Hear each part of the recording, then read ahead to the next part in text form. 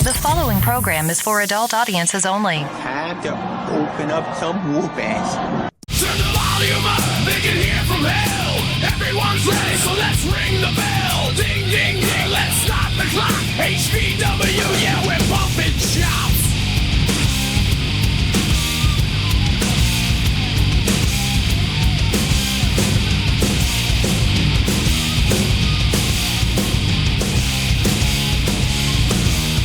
Welcome back to HCW's Bumping Chops, where the chops hurt and the words mean nothing. I'm your host, Billy Simmons, owner of Heartland Championship Wrestling. Joined alongside of me is my co-host and good friend, Bobby Casey. What's up, everyone? Welcome back to another episode of Bumping Chops.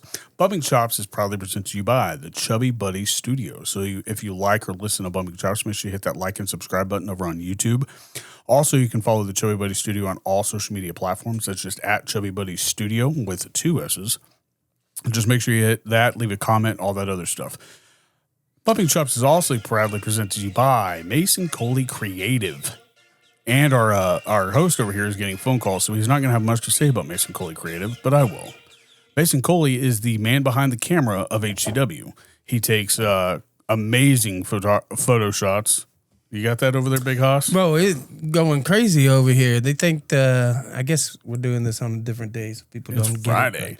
It is Friday, but Mason Coley Creative, fantastic individual, fantastic action shot photographer. Like he captures some of the most fantastic action spots around, in my opinion. So follow him at Mason Coley Creative.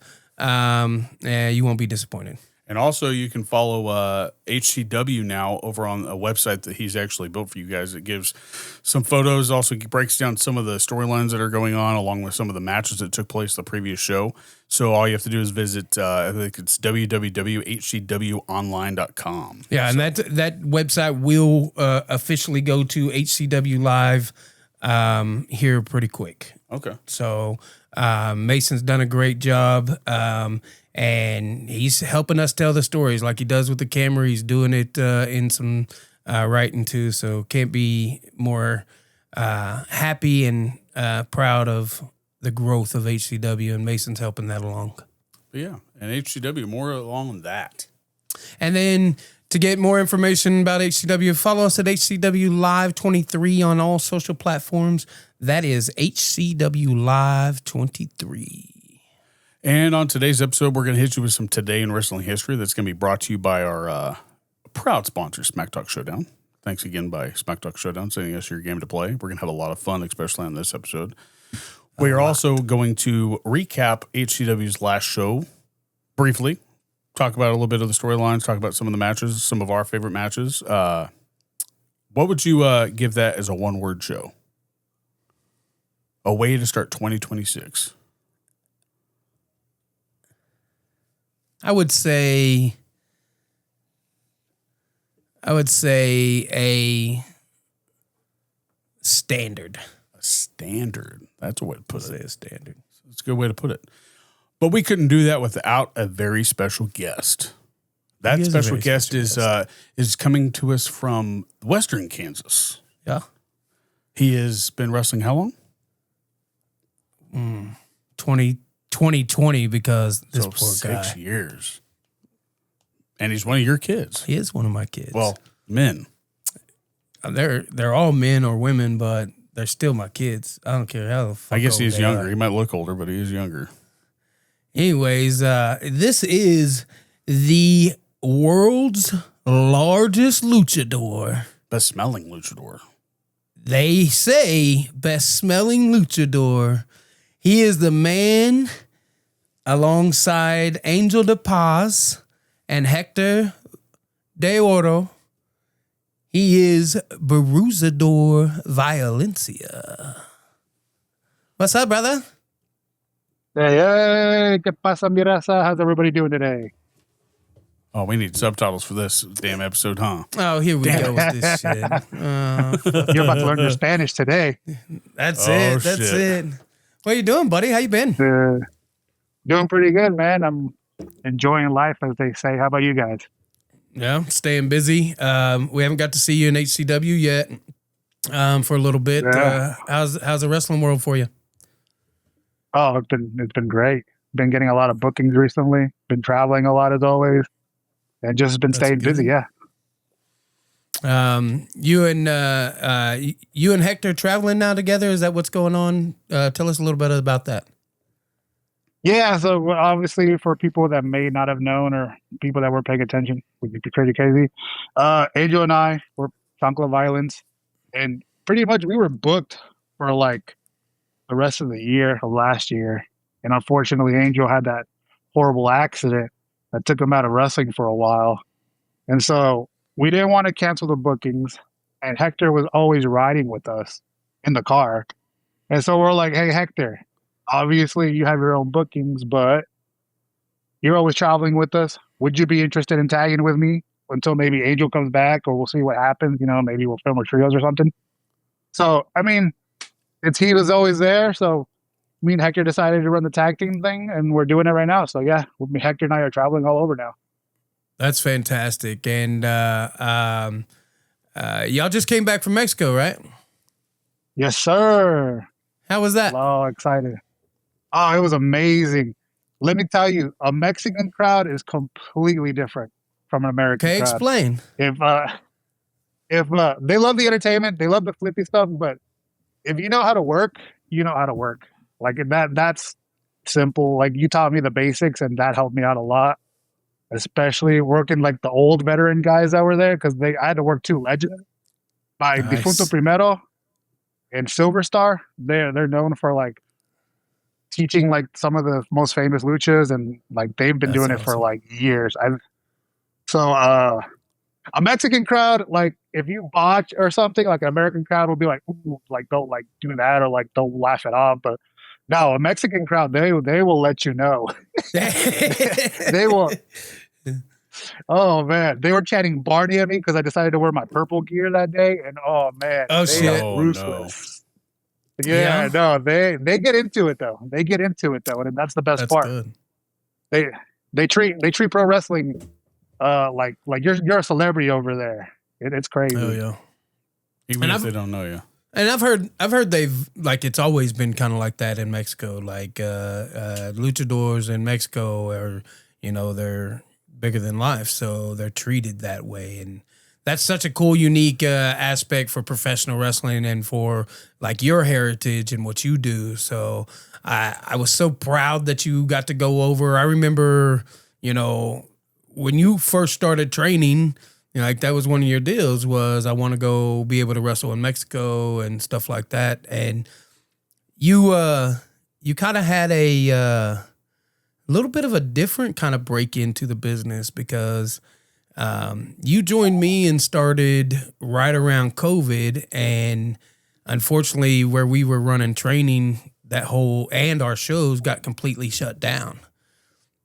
So then, you went in and trained a little bit with Dan, correct? Yes, sir. And then once I got the training facility at my house, you started coming back there. But you kind of cut your chops within a few of us trainers, right? Between me and Dan. And didn't you go somewhere else and do a little bit? No, Shane So Sanders. just me I'll and credit Dan? Shane Sanders. Oh, and And Shane, Shane yeah. Sanders. Shane, Yeah, that knucklehead. Knucklehead. Shane won't take credit. Shane won't take credit. He'll say, "Don't blame me. Don't blame him for my lack of talent." But Shane's one of the reasons why I started training and everything. Yeah, he evidently didn't beat you enough to get you to show up on time. What do you call that time you show up on? What's that called? What's that time called? Lucha time. Lucha time, baby. So what is lucha times, like 20 minutes late? It's sometimes 30, maybe depends. Oh, 30. It's like reverse bar time. 30 Is- minutes. Yeah. Is that because it takes you time to put your mask and everything on? Is that what we're getting at? I don't know why it's embedded in our Oh. Mexican blood to just be late. So if you ever tell us to show up at a time, you should probably like say like less Lie than to 30 them. minutes or something like that. Cause Yeah, so we're so gonna be late.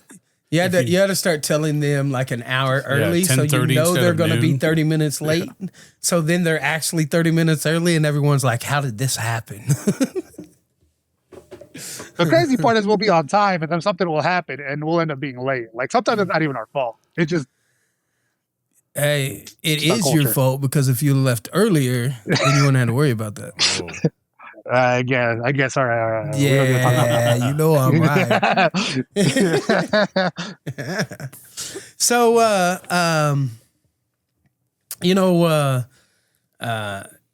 doing some different things within the wrestling community. Like, it's so awesome to see you out there and going different places, and really trying to get not only your work, but also, your work within your heritage, because that means a lot to you. And it's really cool to see Oh yeah.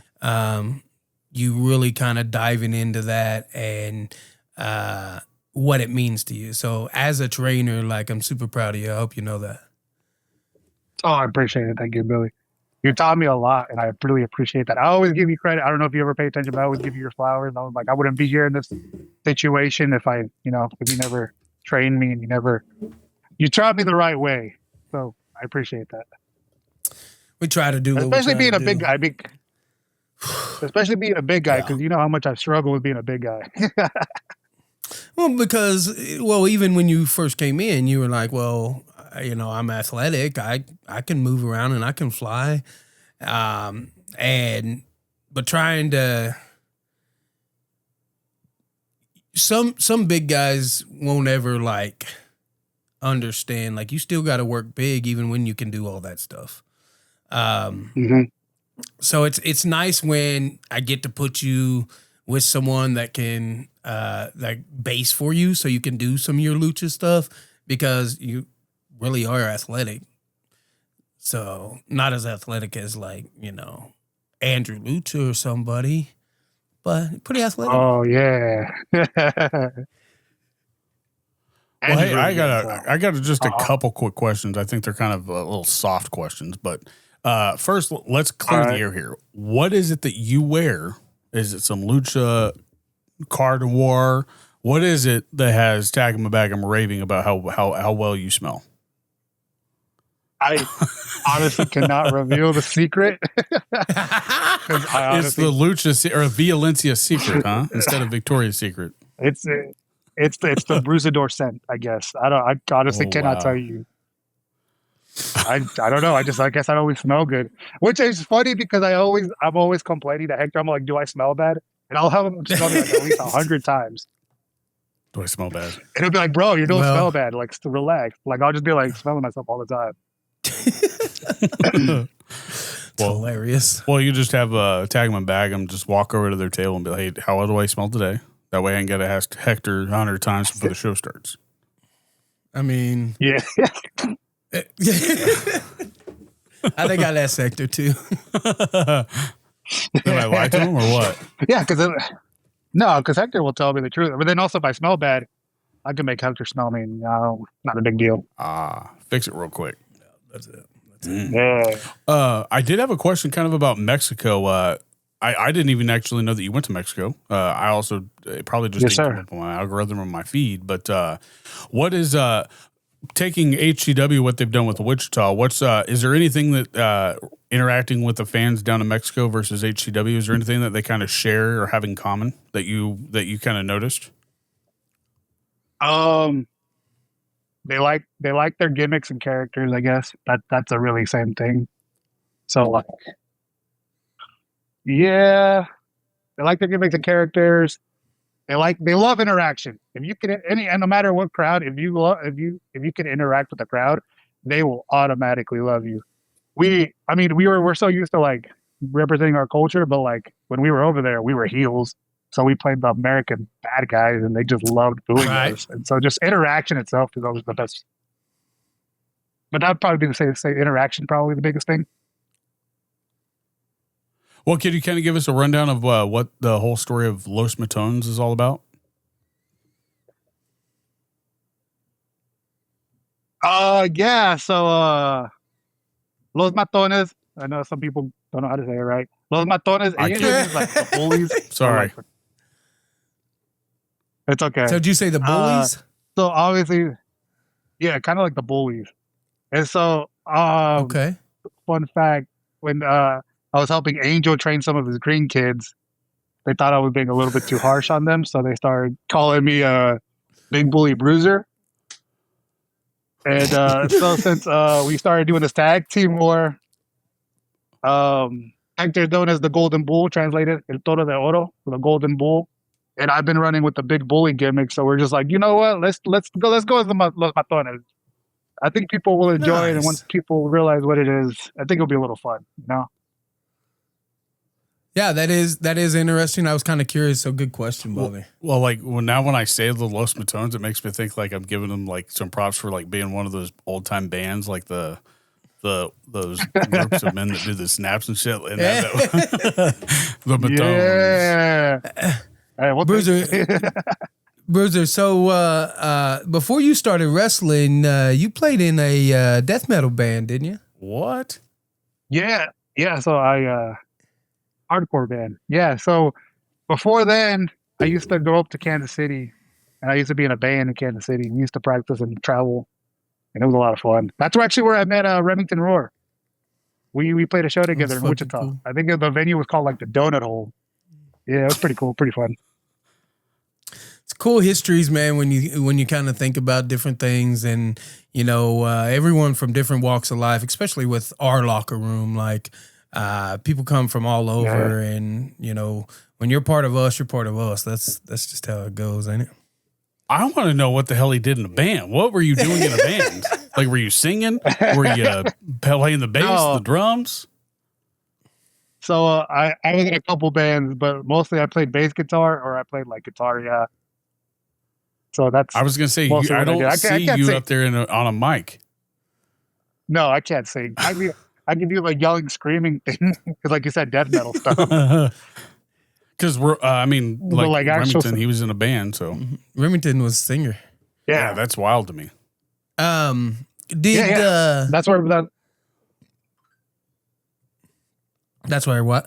That's what I was going to say. That's where I met Remington. Was our bands played together? So that's fucking cool. That's wild. What was the name of the band? My band. It was Misdemeanor. yeah. That's like perfect. Misdemeanor. Yeah. So big bully Bruiserdor, huh? And then yes, sir. The Golden Bull. So February 28th, you're doing a gender reveal match versus a couple other luchas in Andrew Lucha and Diablo Vega. What's your thoughts coming up? Oh, it's going to be an exciting match. I am really pumped. First of all, to show Wichita, obviously, Lucha Libre, because I think it's something that they're still not used to dealing with, or they're not used to seeing. But also, like, Andrew Lucha Bridge, he's probably one of the most talented guys I've ever met. That dude can go. His cardio is crazy. I've had a couple training sessions with him, and he's blown me up like 2 minutes in. So I know it's going to be a fast-paced match. And then Diablo Vega is just as talented. I wish more people probably in the Kansas City area know him, but I feel like more people in the Midwest should know more about him because he's also really talented. Great gimmick, great character. Also just insane in the ring. So it's going to be a lot of fun. And hopefully, we'll get some lucha chants going because, it'll be crazy. So it's going to be fast-paced. And tag team lucha rules means if one person goes out, the other can come in, right, without a tag? Oh, yeah. That's going to be one thing we're going to teach the crowd is that the moment somebody leaves the ring, there's no tagging. The next guy can just come in and we can start going. Correct. So we need to try to actually, Bob, that'll be a good thing for you to kind of explain to the crowd. Kind of like I did at the Wichita Tattoo Show. Yeah. So, it's a lucha style tag team match. So one person goes out of the ring, the other person can go right in, which makes it some dynamic, crazy stuff. Bruiser, who's your favorite ever luchador? Ooh, of all time? That's a good question. Yeah. Is it bad I have something in the back of my mind that I was waiting for him to do? No. I was waiting for him to go, Nacho! Oh, man. So funny story, the Nacho Libre thing. So when I first started out and I was wrestling in the mask, people used to chat Nacho Libre at me. And so that's kind of one of the reasons I turned heel. Because people started chanting not the libre. I mean, I told them to shut up. Well, But you're to kind answer of your like question, Andre Billy. the Giant in a mask. Oh, who was it? I think Shane. Shane used to call me Giant Gonzalez back in training. Oh too. my God, that's such a bad. Don't let him do that. Don't. Yeah. No. God, I don't let didn't, him. I didn't know who it was. I had to go look him up. Oh God. Oh. He wasn't a good wrestler. But anyway, your favorite lucha. He's a hell of a gimmick. Oh yeah, his boss. I think Riddick tried to convince me to wear the Bodysuit? the Giant Gonzalez. Yeah, the Giant. But favorite luchas. My top 3 would probably be La Parca, just because he's a big boy and I loved watching him work. Dr. Wagner Jr., another big boy. He's always fun to watch. And then Super Crazy. His matches in ECW, I think he was like the first lucha I actually ended up watching on American television. Oh wow. So I'd probably favorite those 3. Oh yeah. That's a good list. I didn't know if I would know every one of them. You know what I mean? So cool that I do. But I don't know one of them. I didn't know a single one of them. I'm gonna have to Google them. Yeah, Super Crazy. do some film so study good. later. Yeah, Super Crazy, man. Oh yeah. God. Good Well, stuff. what good was stuff, Angels good when stuff. we asked him? We asked him what his. I think his was first. Obviously Eddie Guerrero. Yeah. And then he actually had some mixed in, like he also had like the ones that weren't lucha, but they had lucha styles back in WWE and WCW. Oh, gotcha. So I mean, like lucha's in mixed in with a lot of the Americanized Well, wrestling nowadays for sure. Yeah, you think, everyone, the old school people, gripe about moves in wrestling. Mm-hmm. To me, moves in wrestling started in Mexico because they were doing all the crazy flips and shit before America ever started thinking about it. So it's just an evolution of professional wrestling, and I think it's a lot of fun. It's fantastic. And also a good lucha will know how to incorporate a story or how to like interact with the crowd. It's not just random moves or just random flips every time. I realized that in Mexico too. That's awesome. Is there a lucha that has like this way about him that he can kind of grasp like what, say, somebody like Tommy Too Good or Austin Reddick can do, and also kind of have like a double, like, I don't know, like a double mantra of how he wrestles? Like, is there anybody here in the Midwest or anybody that you've seen? One that like stood out to me that I've noticed that like he's got comic wrestling, he's got a lot of lucha, and then but a little bit what reminds me of Austin Reddick style was Tino Valentino. Okay. And that's why I was asking, like, did he take a little bit of everything and just put it all into his own gimmick? I mean, probably. Mm-hmm. You know what I mean? Like, there's the best. There's nothing gonna be brand new. Everything's recycled from something. Right. I just didn't know if there was somebody that you thought that did it just that much better, like that somebody could To probably mix even learn them all, from. is that what you're saying? Yeah. Eddie. Yeah, Eddie. Rey Mysterio. Yeah, Ray. Chavo.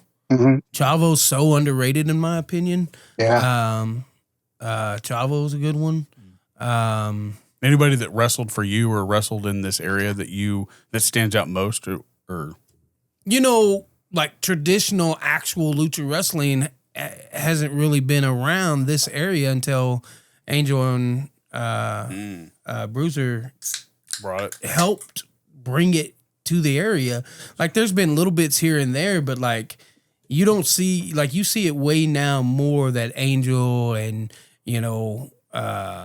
Bruiser and Hector's really started pushing, like, the Mexican style heritage of wrestling is still alive and well, and even in Kansas.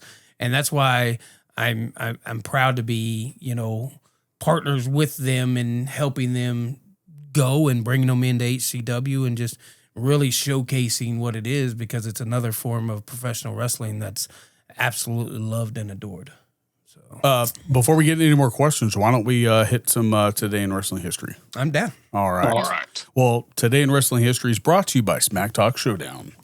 So if you like playing games, talking shit with your friends, this is the game for you. I don't have the balls to do it. I think today it's the first one-on-one bout between somebody from Bumping Chops and, Billy from Bumping Chops, and then also one of his wrestlers. But I think the big question is when is Billy going to show up? I'm just asking. I won the last one. The last one against who was that? Your color commentator. Yes, I won though. He won against Jeff. But yeah, that's the big question: is when is Billy going to show up against a wrestler? This big masked son of a gun ain't going to beat me. I got to point out that it's a big masked son of a gun. Oh my goodness. But make sure you're following Smack Talk Showdown on all social media platforms. That's Facebook, Instagram. I'm not sure if they have any of the other like TikToks or anything, but you can also visit them at www.smacktalkshowdown.com and grab yourself a copy of this. This is a copy that was given to us by them. That's how they are sponsoring this segment. So we're going to play a game right after I announce this Today in Wrestling History. But on February 16th of 1997, and now, of course, my internet wants to give out. Bret Hart won his 4th WWF World title in the featured match of In Your House. And also that same event also marked the debut of Chyna, who posed as a kayfabe fan who attacked Marlena, who was ringside for a 6-man tag team match. I thought she started way before 1997. No. Because she came out of nowhere and then was super hot and then gone. She started with Eddie first, right? Or was that, or did she start with DX? Start with DX first, I believe. Yeah. Oh, it was? Okay. Yeah. And then Marlena was Goldust's right. wife. Okay. But you said Bret Hart won. Bret Hart, his 4th world title. You know, they don't even do In Your Houses anymore, do they? I love that pay-per-view. That was one of my favorite pay-per-views growing up. Yeah, it was a good one for a long time, but It also featured a Royal Rumble where Stone Cold Steve Austin had won after he came back into the ring after he had been eliminated by Hart. The original prize for this match was the WWF World Title match at WrestleMania. However, the TV creative written was changed when Shawn Michaels forfeited the championship 3 days earlier. So. Is that where they said Michaels took his ball and went home and he was being a crybaby? Where he lost his smile or whatever. I was about to ask. Lost his smile. That's what it was. Yeah. That's weird. Interesting. Yeah. That's a cool Today in Wrestling History. Yeah, I didn't know that. So, when did you start watching wrestling, by the way, Bruiserdor? Before actually, Me? I didn't want to assume. Yeah. I want to say. You're what, 28, 29? No, I'm actually old as dirt. He is old as shit. Oh, shit. I thought he just looked old. Not as old as me, but people always get surprised when I tell them my actual age. I won't let people know. They can ask me in person, but that's the smart thing. All right. If you want to know, ask him in person. That'll be the first thing I ask you, and then I'll just stare at you and make sure see what it is that you're putting on before a match. Yeah. All right, he's about to fight both. Did you just say you were going to watch Bruiserdor get ready? Well, yeah. I mean, we're right there. I mean, goodness gracious. Why not? Careful, Bruiser. Careful, I'm going to have to make Bobby pay for that. If you pay Bobby, then yeah. Oh, pay? Gotcha. Whoa. Yeah, you got to throw some money at it. Yeah, throw some money my way. How about I just say what you want me to say, and that's my counter offer. No. Well, shit. But I would probably say like late 90s. Late 90s is when I started watching pro wrestling. So the Attitude Era. So probably back when, yeah. The Attitude Era. Pretty much most of us. I mean, except for this old bastard over here. Listen, I was a huge WCW guy, so until WWE's Attitude Era, and then, well, that changed wrestling. I love WCW because they were the first ones to bring in Luchador, so hey. I'll give WCW a shout out. Yeah, for sure. All right, well, why don't we play a game? We'll play this game. I'm going to draw a segment card. Billy's going to pick your name. He's going to pick 2 cards to mix in with to make Bruiserdor's name. I'm going to pick his after he's done, but I'm going to draw a segment card here. I'm going to It's one of these and one of the light blue ones, right? Yep, one light blue one, one dark blue one, and then it compounds into a individual one because he's not Bruiserdor during this game. Oh shit! Oh All boy, right, so This kind of bullshit. Just so we're clear. got the segment card. Now I'm going to draw one smack talk card here, one smack card here, and then I'm going to just take one right off the top because. Oh, wow. All right, what's Bruiserdor's name? So Bruiserdor is the Golden Stallion. the Golden Stallion. Hey. The Golden Stallion, Bruiser. I'm taking And Hector's Billy's gimmick. name. Yeah. And Billy's name is the Luscious Dragon. Oh my God. Oh my! I need The those over here, luscious son. The dragon. Luscious, The Luscious Dragon. Dragon? Yes. And in case anybody has not ever tuned in for an episode of this, or if they've never seen Smack Talk Showdown, each of these gentlemen will have 45 seconds to deliver the best promo that they can. The winner will be decided in the chat of either the video or on the audio version. So we'll make sure you pick who you believe who won this. And I'm going to set this clock real quick. What's the theme? That's what I'm going to get ready to give you a timer. I hate this 45 name. seconds, all right? Golden Stallion, Luscious Luscious Dragon. Dragon. And halfway through this 45 seconds, I'm going to drop a smack card on each one of them. Let me pick which one I want. See, why he get to pick which one he wants to put on us? I Yeah, think he should have to pull it and just play it. agreed. That way nobody knows. Talk about their selection. I don't even know what that. Yeah, I'm going to drop it on them. So He said, "Fuck y'all." I don't even know what this. I'm going to draw a different one because I don't understand it and I want it to make sense to everybody. Because when I read it, I was like, if I can't make that make sense. Why he's missing Garage Bear. Listen, you're tasty. I drink the lime. I drink the regular. You should just sponsor us. It'll be all right. Yeah, All right, sponsor so I us. got the smack cards ready. Exactly. I got the smack talk cards or the smack card to pick. Now the genre of this. So this is what your promo will be. This is about. what the promo has to be about. Hall of Fame, Atlanta, Georgia. Both wrestlers are being inducted into the Hall of Fame. Whichever wrestler delivers the best acceptance speech wins. Oh, an acceptance speech. Oof. It's an acceptance speech. Okay. And I've got this both is your smack cards. interesting. And Billy tries to be the big bully in this house, so he tries to make all of his kids go first. Yeah, So you're my kid. You go first. Oh, get to respond. that makes it even worse. But Bruiser, as soon as you are ready, you tell me, and I will count you down from 5, and then I will start it. And then halfway through, I'm going to tell you to stop. I'm going to hit you with your smack card. All right? Okay, I'll see what I can do. This is pretty challenging. I'm not gonna lie. It is going to be challenging, but it's going to be fun. But you tell me when you're ready, and I'll count you down from 5. All right, let's go. All right, 5, 4, 3, 2, deliver. Today, we are here to celebrate the long, illustrious career of the Golden Stallion. The Golden Stallion has done it all. Become heavyweight champion. Traveled all across the world from Japan to Mexico. Heck, even Germany. And today, I get to accept my award and be All inducted. right, stop. Bruiser, you must now quote song lyrics during your promo. Oh, On the count of 3, 2, 1, deliver. I don't know any song lyrics. Living la vida loca. Oh, baby, hit me one more time. Bye to the Luscious Dragon's career, because this is my day, the Golden Stallion's day, to be inducted into the Hall of Fame. Time. Oh, That was awesome. Hit me, baby, Hey. one more time. Oh my God. Oh. all my song lyrics just went out of my head. I was like, I don't know any.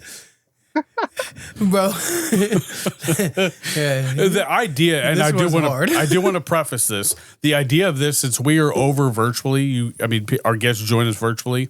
The idea is for you each to draw your own card, and I think you can draw 3. So if you guys were in person, technically you have the choice to either drop a smack card on your opponent or leave him be. That's up to you. But if you draw a smack card, you need to risk the chance of him drawing one on you. So that's the way that goes. So, and I just I've kind of segmented it to where it works for everybody. Everybody gets screwed halfway through and all that stuff. So I thought you did. Listen, hey, that's going to be hard to beat when he started fucking buying and fucking hit me baby one more time. I might struggle a little bit on this one.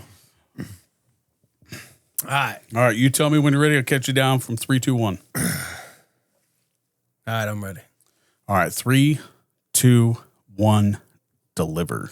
Ladies and gentlemen, you have gathered here for the most greatest career in independent professional wrestling ever, with the luscious dragon ending his long 30-year in-ring competition. You see, and he's fought competitors all over. Competitors like the Golden Stallion, who's right over here being inducted also. Son of a plumber. The speaker must talk about their blue-collar upbringing. 3, 2, 1, deliver.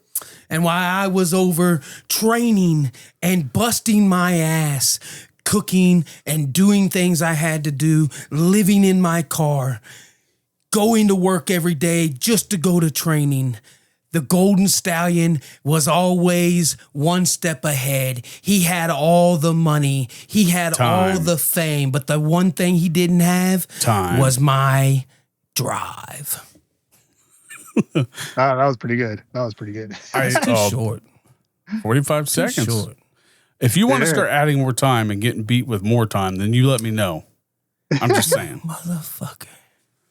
See, I think everyone votes because Bobby's a bitch. Hey, listen here, Tag him and bag him. I might be a son of a bitch and kind of feed the fire here with Billy here, but I'm also on your side. I'll talk shit to him too. What's your thoughts on Tag him and bag him, Bruiser? Way to change the subject because you know you lost that one, Mr. Hit Me Baby One More Time. Bro, that fucking song lyrics, hit me baby one more time. I think I got my ass kicked. So we're going to transition. Bruiser, what's your thoughts on Tag him and bag him? You know what? I think I need to have a sit-down conversation with them because I honestly don't really have I thought I was going to break out into song. I just don't have a good opinion. I don't know, not a good opinion, but I don't really have an opinion on them, I guess, right now at the moment. I mean, they seem to like me, so that's a plus, I guess. But I'm a very likable person, so I mean. They say you smell good. Yeah. They're the they first say you smell like that coconut. See, that's the weird part because I don't think I have anything that smells like coconut, so I want to know what they're smelling. I wonder if you stink by nature and like Hector just sprays you with some shit. He's like, all right, he does smoke every time I'm in Gorilla or so something. Hector's like underhanding behind your back, spraying you with cologne. Yeah, it's better than them saying you smell like Brute or something like that. Oh yeah. I've been in a locker room. But also, let's give one more shout out to Smack Talk Showdown for sponsoring this segment. We should recall this the Billy ass whooping. This is some bullshit is what it is. Congratulations, Bruiserdor. No, you can't congratulate him yet. It has not been... Bruiserdor, you have not won yet. Can we be honest, if though? You celebrate... How many fans does he have? I mean... Who, Bruiser? Yeah. I don't know. He was a Dickie member for a minute. Yeah. I mean, he's got anybody who loves a heel, which we know Jay. Whoa. Wasn't you a part of the conspiracy where Dickie took Hector's belt, gave it to y'all to cash in for a tag team opportunity that y'all lost? And you guys that first of all, like we never agreed to that. Dickie decided to do it by himself, and I think Hector thought that we. But you went for the belt. You accepted it. We accepted it at the time because we thought Hector was doing it to be a good friend. We didn't know Dickie was pulling strings like he always does. That's all I'm gonna say. I got you. All right. I got a question, Bruiser. Yes, sir. What happens if the HCW fans cheer Andrew Lucha and Diablo Vega? Hey. First of all, I don't think that will happen because the Wichita fans love me. I think I'm probably one of the most beloved luchas in HCW. Now, granted, I might be one of the only ones, but still. But if they do, I mean, I've learned to control my anger more. Been learning to be more positive. And I'll shake Andrew and Diablo's hand. I'll be like, "Good job, guys. You got over with the crowd." I'm not as mean as I used to be whenever we were with the Empire. How about that? Friendly competition. So you're telling me you're not going to choke slam them through the mat? Oh, I mean, yeah, obviously that's the goal, but am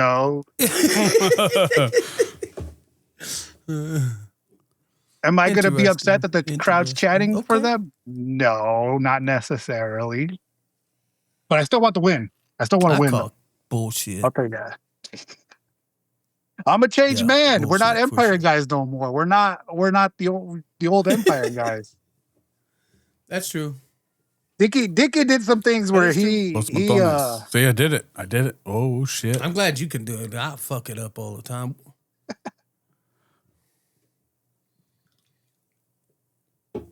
But all right. I did have one last quick question about Los Matones versus kind of like what was your tag team before Chancla Violence? Because you had one prior to Chancla Violence's birth. What was that? It had something Violencia in it, didn't it? No, I don't think so.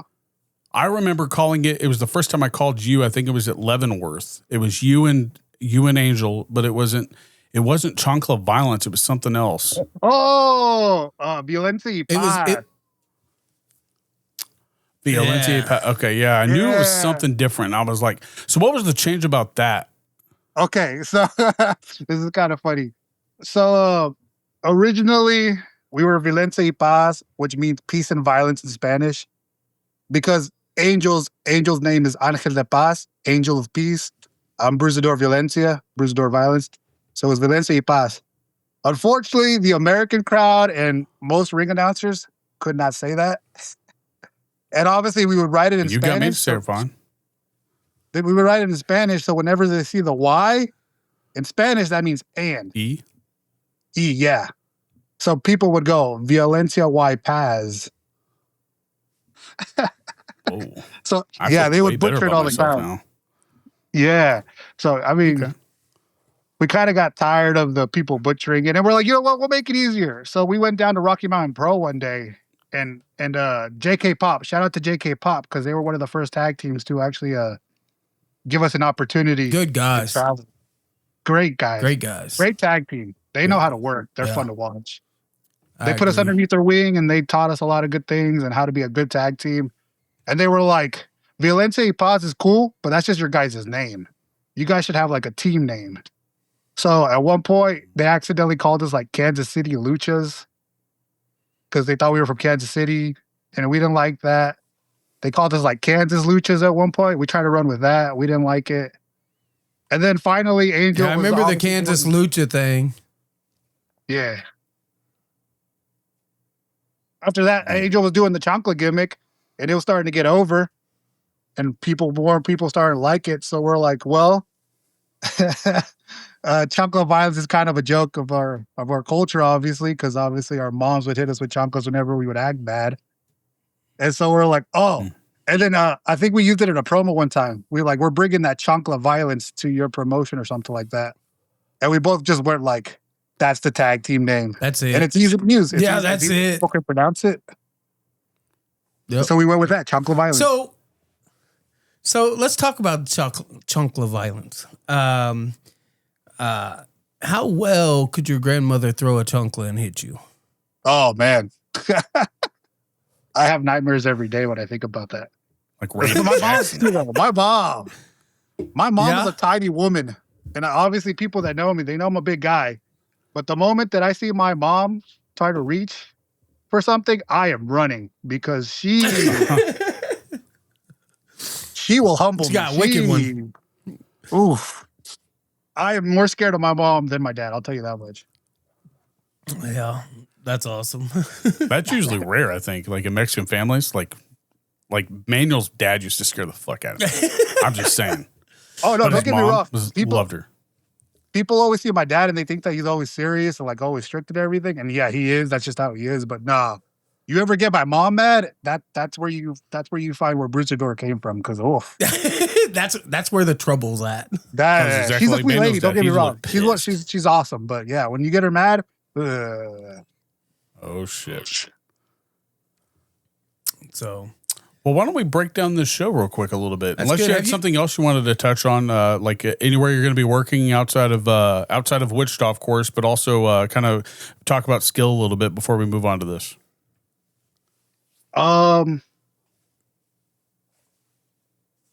I think they've announced their first show already. I believe the flyer's already out. So May 2nd, we're gonna have a really big event. It's gonna be like tacos and luchas, I believe. Angel's gonna kill me because I don't know the name right, but tacos and luchas. Tacos and luchas. So we're gonna host a big event. There's gonna be taco trucks. There's gonna be Mexican food. There's gonna be bandas, and there's gonna be lucha libre. It's gonna be a lot of fun. Dodge City, Kansas, May 2nd and May 3rd. We're gonna have 2 events that weekend. So yeah, come on, check it out. They And show then- up there in Dodge, I think, too, really, don't they? Oh yeah.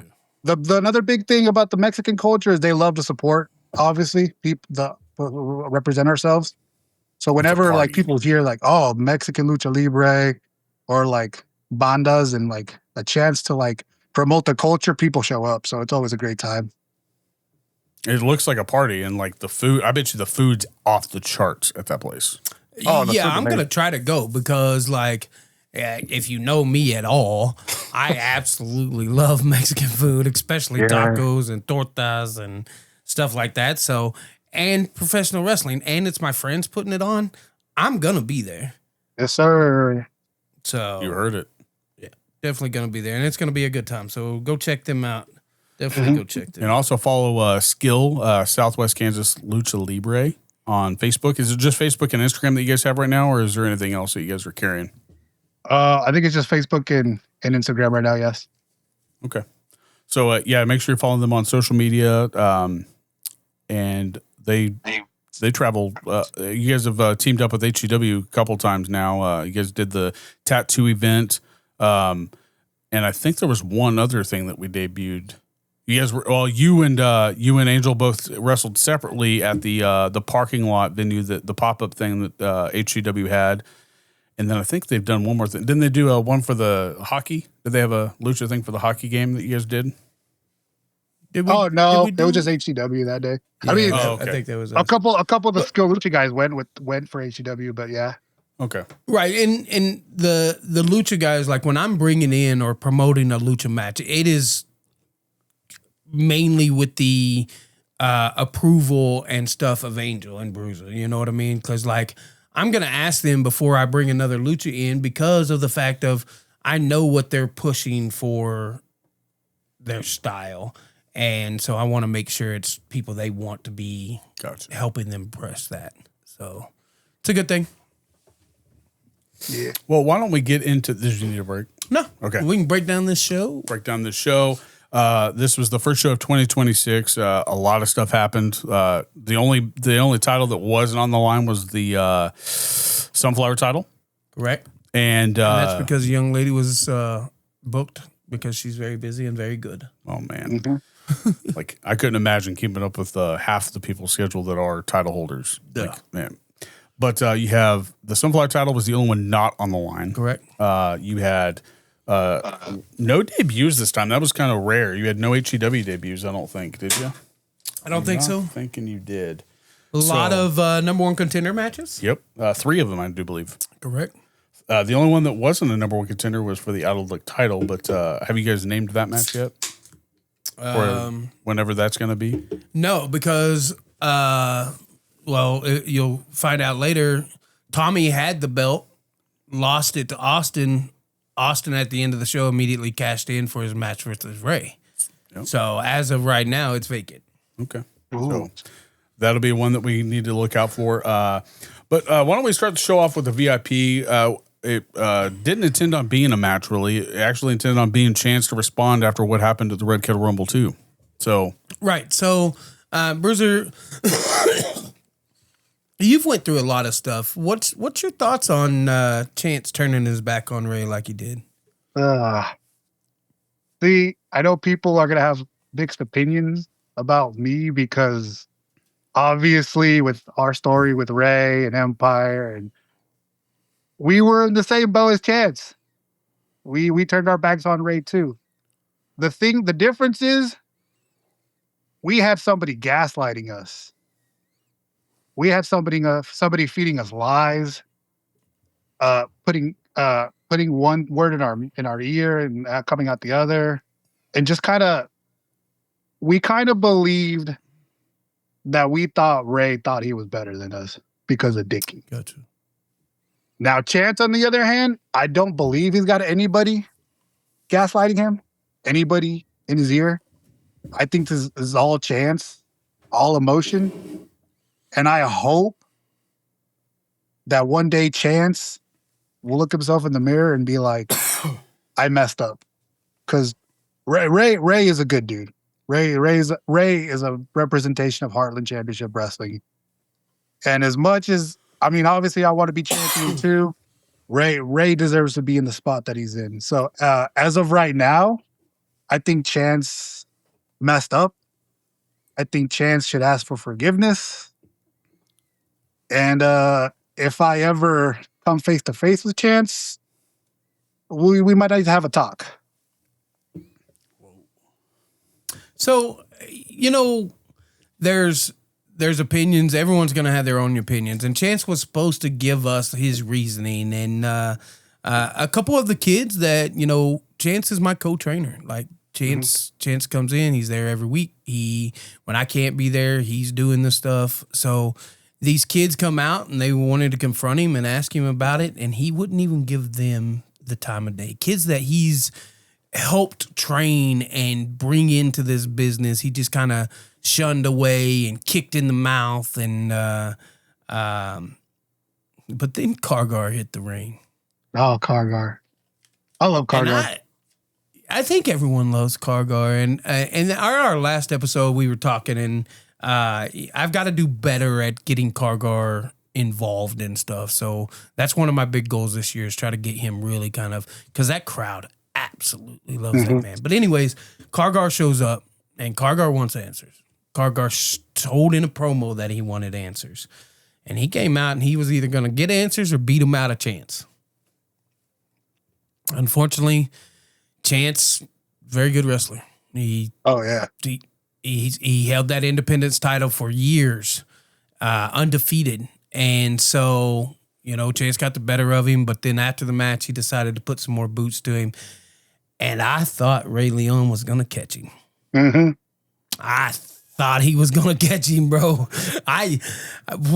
Chance, when he rounded that corner, I thought he was going to go through the curtain. I think if he would have went through the curtain, Ray would have caught him.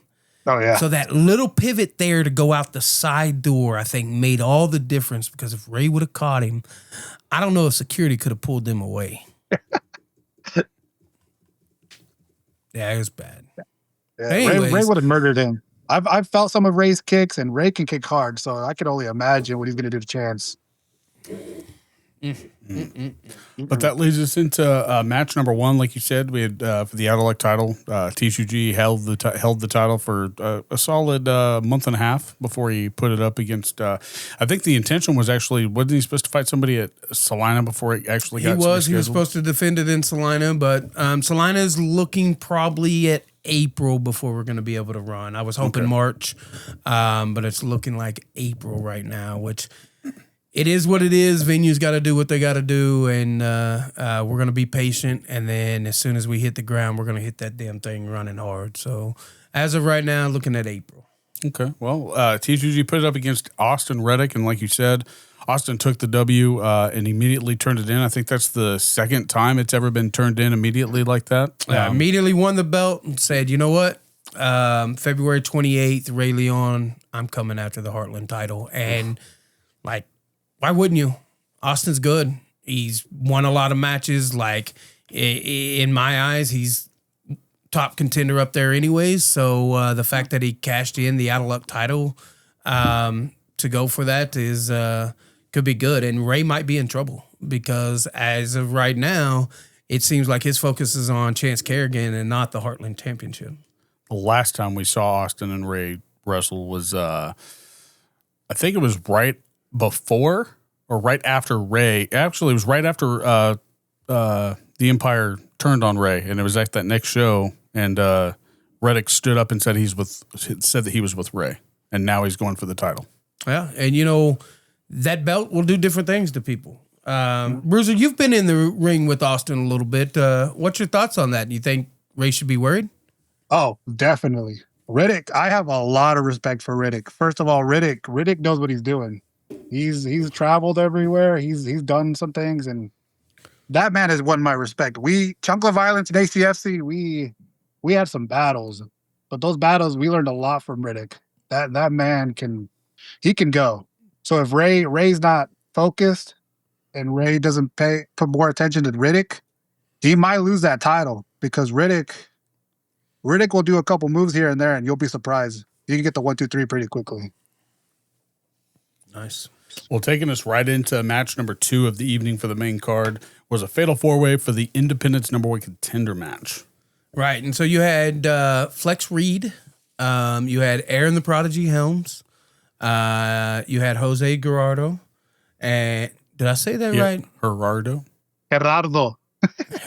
Man, I can't roll my tongue that You got to roll your R's. Gerardo. Anyways, and then Gavin Bush. Gavin Bush. And there was some shenanigans that went on this match. I think Mindy came out and ran Gavin off, so that kind of screwed him out of that opportunity. And then the Blade of the Seventh Seal came out and just put a punishing beat down on Jose and rolled him in the ring. And Flex Reed was standing center ring to hit the Flex Plex in the 1, 2, 3. And new _1 contender for Kane Carter's belt will be Flex Reed. That's wild. That would be a match to watch. It's old school wrestling versus new school wrestling, honestly. Flex is a veteran of this game. Like, he's been around for a long, long time. And he's stepping in the ring with one of the newer, really strong competitors. So this should be a fun match. It'll be interesting to watch and see how it goes. Bruiser, you been in the ring with either one of those yet? No, I haven't actually, surprisingly. So no Flex Reed or no Kane Carter yet, huh? I'd love to get it. I mean, obviously, Kane, I think what won like Wrestler of the Year or something like, or Match of the Year. He did. Yeah, like Kane could go. Him. I would love to wrestle Kane. Kane would be a fun match. Bro, did you see Tina? Did you see Tino versus Kane this show? I watched some of it. I wasn't able to watch all of it because we were wrestling that weekend. That match was for good. our first show to have that match on the card, that was stupid. Everybody better step up. I mean, early for you, normally you don't give matches to beat for the year for like whether that be for an award or anything like that. But I think you posted this is match of the year to beat so far. So far, I think Kane versus Tino, in my eyes, right now, we've only had one show, but right now that's the match of the year so far. Who can beat it? Can you beat it, Bruiser? Oh, the VIP match for sure is going to beat it. I have confidence. Oh, yeah. And it's a gender reveal match? Yeah. Second gender reveal. So which one of y'all are for the boys? Which one of you for the girls? So we decided Hector and I are going to be for Team Girl. So wear your pinks. Pink. Wear the pink for the girls. All right. And so then Andrew, Lucha, and Diablo are Team Boy, huh? Yeah. Nice. That'll be a good time. I think that's going to be a lot of fun. Oh, yeah. And into match number 3 of the evening, like you said before, match number 2 had Mindy stepping in and taking Gavin out of the whole scenario of possibly being the #1 contender. Ran his ass off. Yeah, and I think I guess what we saw here was probably a little justified a little bit. Eye for an eye, I guess, which is what it is. But Gavin came in and he didn't hit Mindy. He hit Morgan. Yeah. Because it cost Mindy her title opportunity. That was a very smart thinking from Gavin Bush. That was pretty smart. And so, I can't keep letting them both do this thing, so I've decided that the loser, not winner. I know in the promo I said winner. Long night. Give me some grace. Whoa. Ooh. Oh, shit. You're going to get another. You're not going to like that. Shut up, Bruiserdor. Well, first, it was all talk with yes, ma'am, and now it's shade. Shit. Listen, when that little fucking Spitfire comes walking in the door, kicking things down, you'll fucking yes, ma'am her too. I'm not saying that I wouldn't. I'm just saying, like, I don't want to hear no shit. He jumped. I mean, I'm surprised you even brought up the word. I stopped saying the last name. Damn. I mean, that's probably smart. But anyway, so on the 28th, February 28th, it will be Gavin Bush versus Mindy. And the loser will no longer be able to go after the Sunflower title. Ooh. Oh, man. So, should be an interesting one. We'll see where it goes. Oh, shit. Hope he brings his mirror. All right, into match number 4. This was this was very complex for what was actually going on here. So you had the Survivor Series for the War Games, for War Games Advantage. Correct. And that was 7th Seal versus Johnny Faith's Army. Right. So you had Blade, the Diamond King, Simon, and accompanied by KT Lynn as usual. And then he had Johnny Faith, Kit Reaver, Paradox, and Logan Knight making his return. Logan making that return, and the response from HCW Universe made my heart happy. Logan's a fantastic worker. He busts his ass, and he genuinely cares about HCW. And to me, that means a lot. And for that crowd to react the way they did was fantastic. And it was Survivor Series. That's elimination style. So DQs and countouts did count. And they went to war. You know what I mean? The advantage is the winner, which was the 7th Seal, now gets the extra person every 2 minutes into the cage, which is a big advantage because then it's 2-on-1 for like 2 minutes. Mm-hmm. So that's a big spot. And it all come off the heels of Paradox turning his back and joining the 7th Seal and Blade. Blade said he went to Paradox and said, the right thing to do. And Paradox did it and left the man laying at his feet with Kit Reaver for the 1, 2, 3. That was weird how he exited, too. He was just like, screw it. Did it and said bye. And, I don't know if Blade has something over his head or what's going on there, but it was a GTS and kind of just motioned, here you go. So, interesting turn of events. We'll see what War Games goes to because February 28th, in a 16-foot high steel cage, the 7th Seal will face Johnny Faith's Faith Army, which right now consists of Kit Reaver, Johnny Faith, Logan Knight, and Jose Gerardo.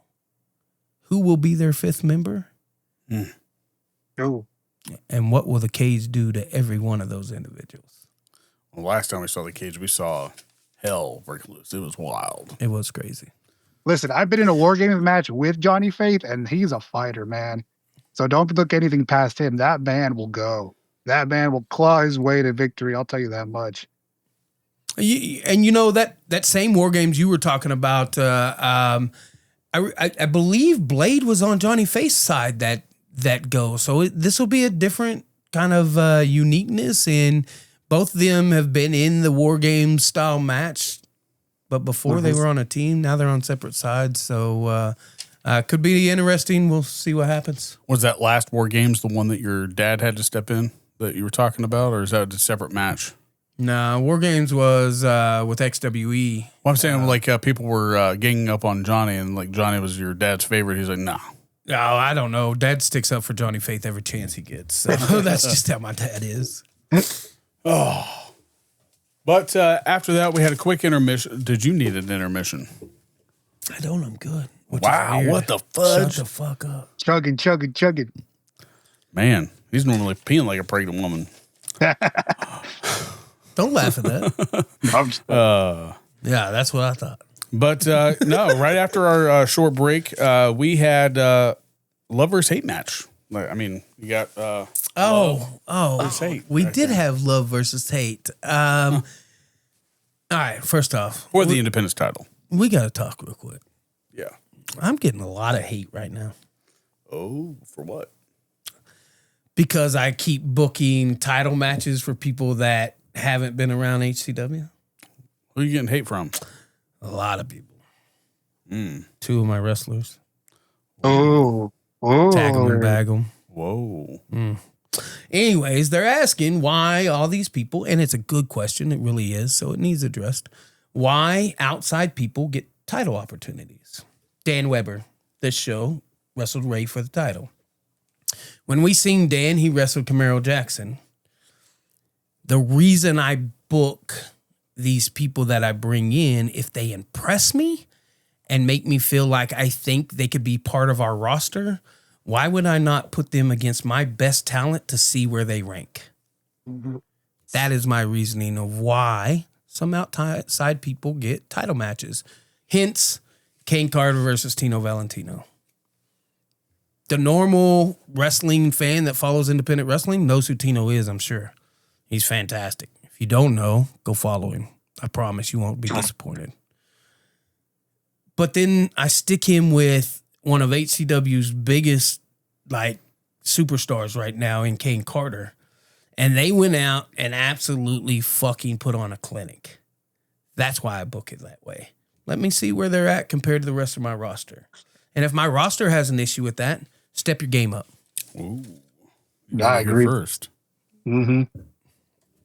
So there now you know why I do that. But it's a good question. Like there's times there's people that should have had title opportunities. Fuck. Bruiser does a lot of tag, but like you said earlier, he would love an opportunity at that Heartland title. So I get different things like that. Sometimes it's positioning. Sometimes it's let me see how good they really are. And so those reasons is why I do that. Well, you didn't have to answer him, but you did. I did. I always will. But no, Tino Valentino came in to put on a show, and he does that every time. I think I've seen him 3 times, including this one. So, he comes in to put on a show, and that's really what everybody that's involved is there to do. Yeah. So, and I tell you what, my favorite spot in that match was not a move. A gesture, perhaps. My favorite spot in that whole match was Kane Carter flipped off Tino Valentino, and Tino goes, ooh, and kissed his fucking finger, bro. I popped so big for that one spot. It was fucking great. Was that live, or did you go back and watch that part? I went back and watched. I did see it live too, but I was more. Once I get done, I'm in the zone. I'm paying attention, but I'm trying to do other shit. But as usual, Kane Carter also showed up to put on a show, that he does also very well every time. I thought it was a perfect matchup, to be honest. The crowd loved it, at least from what I gathered. But I also think Kane loved it because he'd never wrestled Tino, and I think kind of put a little twist on what Kane's normally used to with the brutes that are in HCW that he's had to take on. Remington, he had Matt Stockdale. Or was it Matt Stockdale? Oh no, Sam Stackhouse. That's right. Stackhouse. He's had all these brutes, and then you put him in there with a guy that he is like, fuck, I don't know how to handle this for a second. But that's a testament to King Carter. Like that's showing his depth. So if he can, if I can give him matches where he can show his whole arsenal on whether it's a big guy or a little guy or anything like that, and that just gives him a step up in the game. That's fantastic for it. You know what I mean? It's good for that for anybody. I think everybody knows King Carter's goals. Big time. He's pretty open about it. Yeah, and he's on a fucking great path to it. And I'll be damned if I fucking hinder that at all. So I'm going to give him opportunities to work some people that maybe haven't deserved that opportunity yet, but maybe it's someone I brought in that I said, my crowd's going to love this match in just the wrestling aspect of it. So. What a match it was. But like you said earlier, King Carter took the W, and he will be facing the number one contender, Flex Reed, for that. I think that's going to be, because Flex Reed is all over the map too with what he can do. I'm interested in watching this match. Flex is one of my great friends in this business. We've done a lot of stuff together, and Flex, bust his tail. And this is an opportunity, and Kane moves quick, but at the end of the day, Flex Reed's been doing this a long time, and that Flexplex can be hit out of nowhere, and a 1-2-3 could be as easy as that. I always like watching matches with like different styles, so this is gonna be very interesting. I'm gonna enjoy this match for sure. Yeah, and that's the cool thing is like sometimes where if you get in the ring with someone that you're comfortable with, those matches can be great, right? Mm-hmm. And you really enjoy them and you love them. I tell you, some of my favorite matches, though, is when I went somewhere and I'm like, I don't know this dude. This is probably going to be the drizzling shits. And we go out there and fucking kill it. That's some of my favorite matches because I don't know them and I can still go out and fucking put on a clinic with them. Those are fun. What's your thoughts on that? I completely agree. Because, like, it could go either way. It could either be a really horrible match or it could be such a banger. And if it comes out to the banger, that just shows that, like, you're talented enough that you can go with anybody. And it just, those are always my favorite type of matches, too. I'd rather know somebody and try to figure out, like, how can I put a good match together. I got a fun story real quick. Oh boy. All right. So, do you remember, what was that? Jamie O'Ryan. I never met him, actually. By the time I started trading, I think he was gone by then. Gotcha. All right. Jamie O'Ryan, man, he had a lot of talent. We had went up to North Carolina for an AIWF anniversary show. And we'd wrestled a couple little things singly, and then they needed a tag match. And of course, you know me, I'll do anything. Like, let's go. So me and Orion tagged, and we worked a couple luchadors unmasked. If they're unmasked, are they still luchas, Bruiser? Yeah. Okay. A lot of people get the misrepresentation that it's just masked. No, there's a lot of famous luchadors that don't have masks. Okay, I just had to double check because, like, I always said luchadors, but like I just wanted to check so that way it's out there. Oh, yeah. But anyways, I worked a couple guys, and like when they tell us we're with them, like they really can't speak English. Oh, I don't know a lick of fucking Spanish. You know what I mean? But me and Jamie was able to kind of like just work. We didn't talk about the match. We did not discuss anything but the finish. And we just went out there and worked, and it was so fun because it was different style. Lucha's fucking right. I've forever learned left. You know what I mean? And to be able to go out and still have a good match that the crowd reacted to, and when the gentleman got to the back, they were thankful of the match. I could go out and work my fucking buddy 100 times, and I don't think it would mean as much as like something like that. That's just my feelings. Oh, I completely agree. Yep. Well, I mean, not to take away from your story, here's a funny little thing. I thought, and this was like very early on in my like bright green. Like this is like there's no name for this color green. I thought Tino and Angel were the same dude. I'm just saying. I was like, holy shit. Like, they could be twin damn brothers, and, like, one wears a mask, the other one doesn't. And I was like, because how I found out was bizarre because there was the beef going on social media. They were talking shit, right? Okay. It was Angel was talking about throwing his chunkless, and then I saw Tino in flip flops in the back. I was like, that's the same dude. And I was like, holy shit! And I was like, and then I go onto their page and I'm like, oh, I can't talk shit. I was like, that's not the same. I was like, I don't want to ask. So I was like, one of them's in Texas, the other one's not in Texas. I was like, okay, this can't be the same dude, but they could damn well be twins. I swear to God. Oh, they used to get that a lot. There used to be a running joke that sometimes whenever Tino would be on the same show as us, we would try to talk Tino to put on the mask and just come out as Angel. Oh, shit. And Angel come out as Tino. It'd be hilarious if we ever actually pulled that off. It would work. Yeah.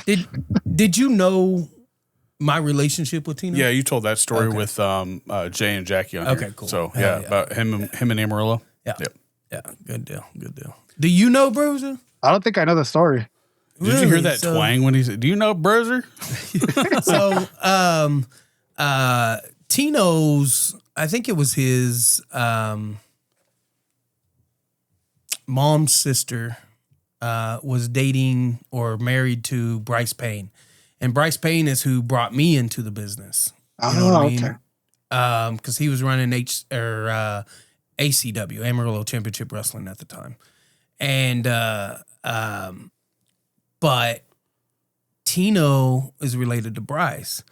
So immediately, you know me, like once I feel your family, like that's all there is to it. I immediately felt like that with Tino. So Tino's always been there. He's always one of those guys that I'm excited to get in the building. And the fact that you're going to see a lot more of him this year is super exciting to me. But that's the thing, though. They have the same demeanor in the back, too. Like, the way they talk they come up and say hello. I'm like, are you fucking with me right now? Like, you just said hello to me like 10 minutes ago. Like, so, like, I was like, well, I'm just going to go with it. Yeah, Bruiser would have someone like that, but no one's that fucking tall. No, I've tried.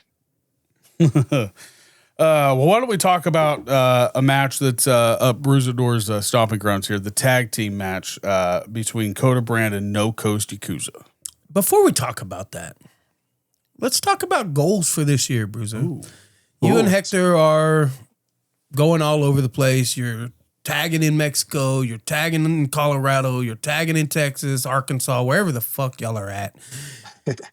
Is the tag division where are you both looking at staying right now? Or are you looking at maybe moving into singles? What's your thoughts? What's your plans for this year? What can we know about Bruiserdor Violencia?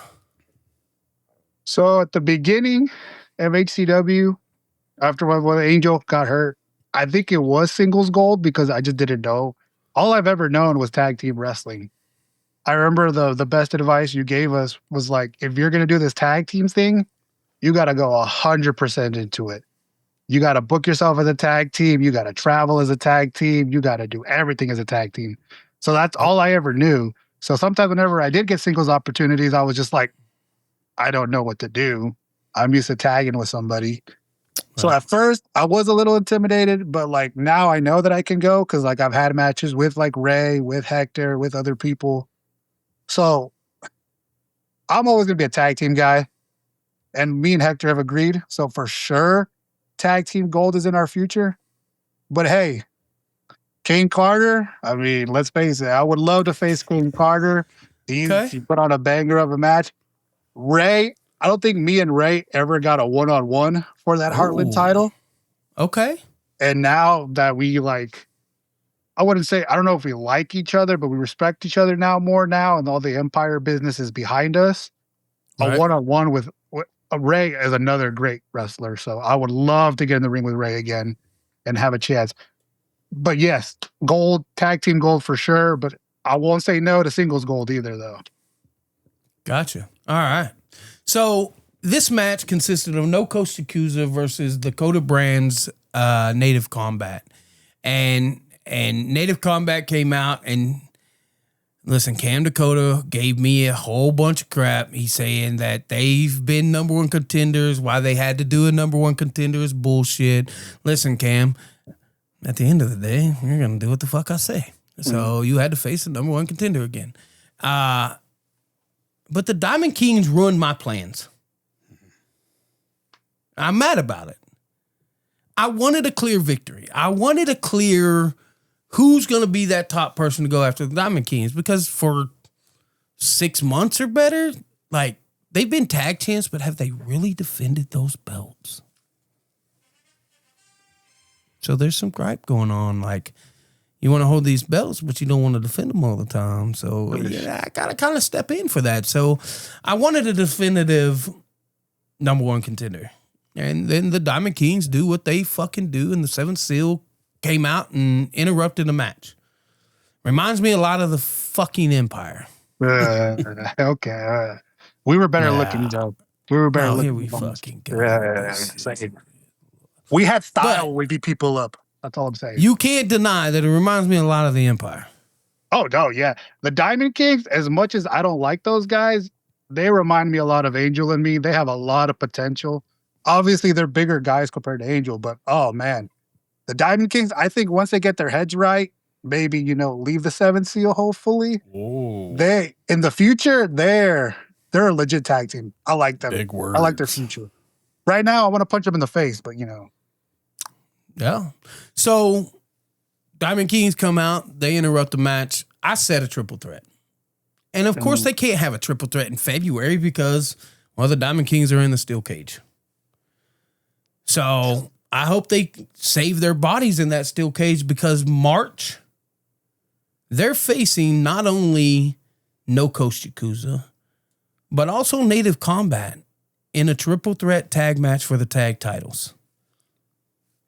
Ooh, that's kind of like what we saw back when it was the Empire. It was not No Coast. Who was that? It was the same.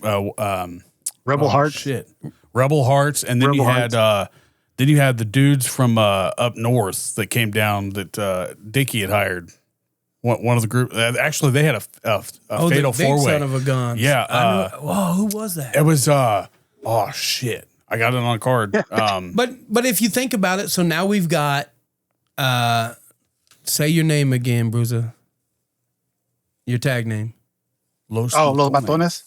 Okay, and then you've got Andrew and Diablo, who's scheduled to be in HCW quite often. So that's another tag team. Oh, yeah. Do you know what they're called yet? They haven't gave us a tag team name yet. I'll let them decide on their own. Right. So, like, our tag division could get really fucking hot really quick. It was hot for a while. And then it kind of fizzled, I think, after ACFC kind of broke up. But I think this tag division might heat up really fast. So, kind of keep your eyes on it. Oh, shit. And that brought us right into the main event of the evening. The main event of the evening is always a staple at HCW. And like you said, you booked a guy because he made an impact on the crowd and yourself. Correct. So, Shotgun Dan Weber come in, and I like a big brute. You know what I mean? Like, especially one that comes out and, like, he just wants to beat people up. Oh, yeah. And him and Camaro Jackson had a match that it definitely had to be up there for, one of them fantastic matches. And I said, you know what? Let's see if my champion can handle this kind of size and power and just raw aggressiveness. And so I booked it. I said, Dan Weber, Ray Leon, let's see what we got. And in my opinion, I think it hit. I think it was a great match. Mm-hmm. I know that people aren't talking about that match as much as the Tino versus Kane, but in my opinion, that was right up there with it. Like, it was a really good match. And Dan Weber could be an absolute star. Mm-hmm.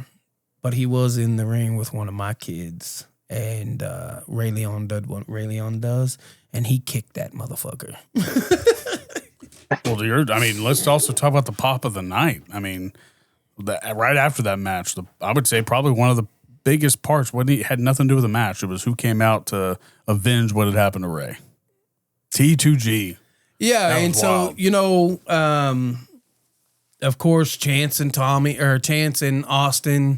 put the beat down on Ray a little bit, but T2G hit the ring, and I think let Ray know that he's not by himself. But I don't know if that was Tommy letting Ray know he's not by himself, or Tommy saying, "Hey, the enemy of my enemy is my friend." You know what I mean? So. Right. We'll see where that goes. I do know that Austin Reddick will face Ray Leon for the HCW title on the 28th. That'll be What could you compare that match right now? Because you could probably say that could have been a fair headliner. That could have been that by itself. Reddick and Ray by themselves could be a headline match for a bigger show. Well, yeah, and this is one of those though. Road to Legacy. Okay, yeah, I forgot about that. Yeah, Road to Legacy, is really one of our top fours. So the fact that to me, Ray's title's more in jeopardy now than it's ever been. Really, I think Austin's that good. Even KJ Orso, was that a match? Was that for the Heartland title also? It was. And KJ is a different animal. But I think as far as being in trouble, this is probably going to be one of Ray's biggest tests.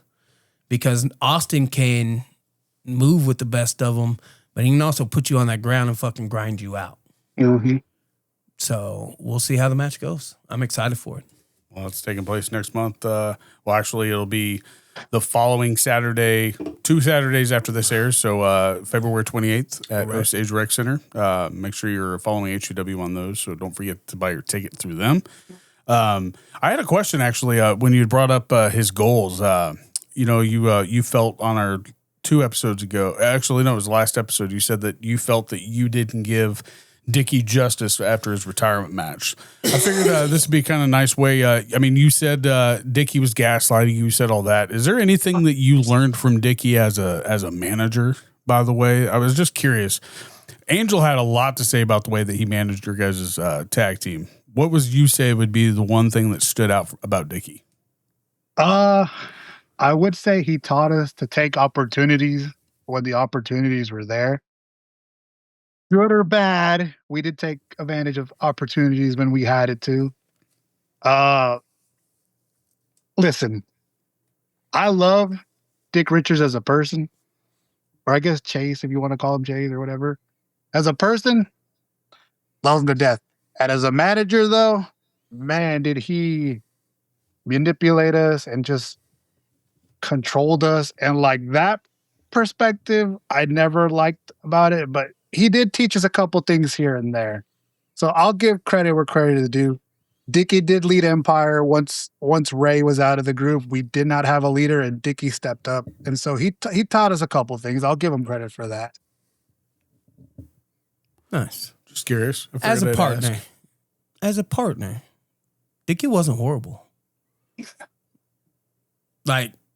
Legitimately, he brought a little bit of sanity to HCW. I can't do this all by myself. Mm-hmm. I'm in that position that I do, but Dickie with me was kind of a relief at times. There was things he did that, was a little undermined, but it's the same reason why he tried to buy a ticket this last show. And I said, hey man, at the end of the day, you're still family. I need a commentator tonight. Why don't you go sit with Jeff? And he did. And the crowd was somewhat hesitant to be okay with it. And then at the end of it, they were cheering. They said, let him in. And so we did. So I think Dick Richards, he has a lot to make up for, but I think he's on the right path. Man. Not now, but I feel like someday in the future, I think we'll be able to forgive Dickie. But for now, I don't trust him. But we'll see. We'll see where it goes. I got you. It takes time, right? Yeah. Gotcha. When you were talking, I almost had that tag team's name. It was like Machine Gun something. I'm sorry. It was like the tag team that came. Like I forgot the dude. The one dude looks just like Drake, but like five inches taller. Like long hair. It's almost like a band name. It'll come to me, but I do have a card out there. Are you talking about the Good Brothers? Nope, that wasn't it. That didn't even sound like It was a team that we brought in, Bruiser. Like Dickie had you're talking paid. about I don't. Yeah, it'll come to me. It was a kid. It was the guys from Texas, right? The two big Cowboys looking guys. That was one of them, but he had a fourth team. It was a fatal 4-way tag team match for like it's something like I don't know if it was Machine Gun, but when he was talking about Dickie stepping in, I was like, oh, is that like it had a name to it, and I got it on a piece of paper. I was looking for it. I was like, oh, I have it. So, but no, it was. Yeah, but that's it. But no, why don't we talk about Bears Den real quick? All right. So, Bruiser, give us a little bit of you were one of the few originals from the Bears Den training facility back when we were in Salina. Give us a little insight on the training that I kind of provide. And it's great training. If you want to learn everything about this business, Billy Simmons is the guy to go to. He will train you right. He will not rush you. There was multiple times that I felt that I was ready, and Billy said, nah, you're not ready yet, kid. And as many times I was like, I feel like I'm ready. It was a good thing that he told me that I wasn't, because once you get in the ring, it's a completely different monster. But yeah, no, Billy will train you the right way. He'll test your cardio. I think the first time I ever went for a tryout, he told me he was going to kill me. And I looked at him like, So basic you did well bump. On that. Oh, appreciate it. Thank you. My legs Was that how you met him? Was I'm going to kill you, like some Dahmer shit, or no? So he had messaged me about coming in training, and like he had a buddy that was supposed to be coming with him, and I told him I was like I'm gonna try to fucking make you quit. Like my goal is to see if I can make you go home. And he came in, and I ran his ass off. He learned to bump, he learned to roll, and he ran and ran and ran. Didn't leave. Came back the next week. So it's funny, I was working at a furniture store that before, and I remember I was working and my legs were sore, and I had to pick up couches, and Billy messages me and he's like, you gonna come into training? I was like, yeah, you're not getting it. Oh. I'm glad you did, Bruiser. I appreciate it. But also the Bears Den's a family, man. Like if you notice, like a lot of us, we love and appreciate, there's no egos. Billy installs in that. Billy installs the hard work into us. I know there's a lot of green kids. I've realized some green kids don't like setting up and tearing down the ring. As Billy's kids, you're going to be probably the only ones doing that. And Billy installs that into you. So the respect for the business, love for the business, the basics. Trust me, there's no one better to learn this than Billy Simmons. So come out to the Bears Den, because you are going to learn a lot. And you're definitely going to put in the work. I'll tell you that much. Hey, I appreciate that. Very, very much so. Very, very much so. Anyways, to get a hold of me, you can follow me on Facebook. Actually, I just hit the fucking threshold again where I can't add any more people, so I've got to delete some people that don't follow or something. Really? That's a thing on Facebook? Bro, I've hit that thing like 70 times. I didn't know. Well, you think, stupid. I mean, who can we think for that? Oh, HCW. My wrestlers. I figured it was... But, yeah, so I lost my train of thought. You were talking about people following me on Facebook. Yeah, so anyways, follow me on Facebook. Send me a message, let's talk, or message me. Text me. My number is 620-802-5209. If you're interested in training, send me a text message. Don't call me. I probably ain't going to answer. I'm busy as fuck. Yeah. But you send me a text, I will try to get back to you. I'm not that type of person that's just going to ignore you. Also, if you're trying to get booked with me, don't just send me like, hey, I'm this person. Here's everything. Here's 12 matches. Can I be booked? Like, also, make sure you're following my fucking company before you ask to be booked for me. Oof. Like, I've ran into that a lot recently where people was asked to be booked for HCW and they're not even following us. So just a word from an old ass dude. Fucking at least follow me. if you want to be booked by me, like, good Lord. So, Bruiser, give us your socials, and then I look forward to seeing you in a little over a week and a half. Yeah. Just Bruiserdor Violencia on Facebook, Bruiserdor Violencia on Instagram. We have a Chunk of Violence page, and I think on Facebook and Instagram, and I think that's about it. Yeah. Fantastic. Anything else you want to add before we wrap this up and Billy sends you on your way? No, I think I'm excited to come back to HEW. And HEW is my home. So every time I get a chance to wrestle for Billy, I always appreciate the opportunity. So I'm excited to have you back in the house. I look forward to seeing you in a couple weeks. It's been way too long. But you big son of a bitch, you have officially been chopped with Bumping Chops. Love you, bro. Love you too, Billy. Later, man. Later. Bye. Sweat and tears, it's a battle of the wills. We bring the heart to the heartland. Heart to the heartland. Turn the volume up, they can hear from hell. Everyone's ready, so let's ring the bell. Ding, ding, ding, let's start the clock. HBW, yeah, we're